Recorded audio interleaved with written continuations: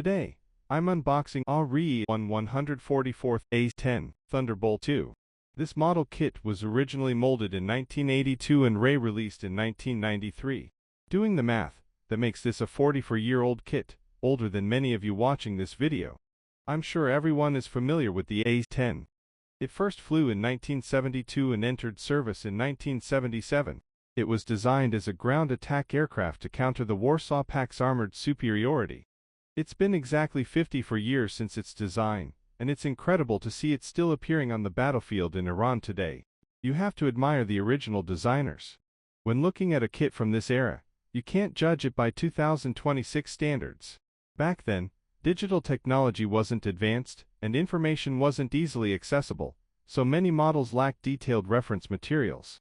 There are actually quite a few 144th A10 kits on the market. Besides Arii, you have options from Heller and Dragon.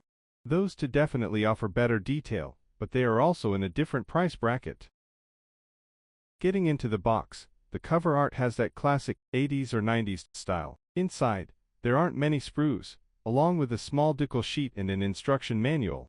First, looking at the clear parts, for a 1/144th scale, they are a bit thick. Depends on whether you plan to build it with an open or closed canopy.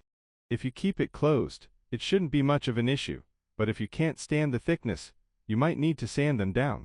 There's also a mysterious clear stand included. I'll explain its purpose later. Moving on to the fuselage, you'll find recessed panel lines. I didn't expect to see recessed lines on a kit from this era at this price point. It feels like hitting the jackpot. The lines are crisp and fine, holding their own against modern products. As for the cockpit, in 1/144th scale, there's practically no detail to speak of, not even a pilot figure. If you want to add detail, you'll likely need to purchase aftermarket parts. Another highlight of the model is the GAE U8 Avenger cannon. Unfortunately, the manufacturer just used a solid cylinder to represent it, without any actual detail. To be honest, it's disappointing. Even though you can't expect too much from a budget-friendly small-scale model, a plain cylinder is a bit much. Just like the cockpit, you'll need aftermarket parts to fix this. On the second sprue, we have the wings and engine sections. Just like before, the panel lines are beautiful. You can see plenty of hardpoints for weapons underneath, another signature feature of the A10. Looking at the pylon, the quality is just average. While I haven't done any research, they feel a bit thick and chunky. I hope they don't affect the overall look once completed. Finally, we have the weapons, and it comes with everything. Various air-to-ground missiles are included.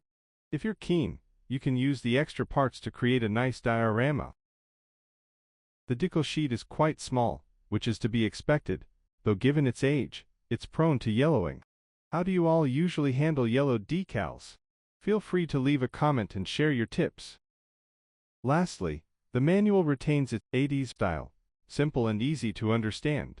On the nose section of the instructions, you'll notice the step of adding weight is missing. This explains the purpose of that mysterious clear stand, to prevent the nose from tipping up. They provided a stand to prop up the tail, though they didn't want to ruin the look.